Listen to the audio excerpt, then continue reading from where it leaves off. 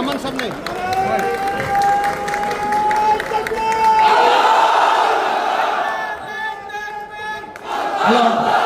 তাপসী রাবেয়া হলে মুসাম্মদ সম্পাদক বিতর্ক সাহিত্য বিষয়, সম্পাদক বিতর্ক ও সাহিত্য বিষয় মুসাম্মদ ফাতেমা খাতুন এবং ইকরা আক্তার।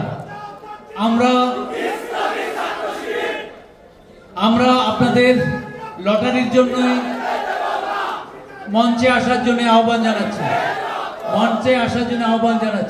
চলে আসছেন।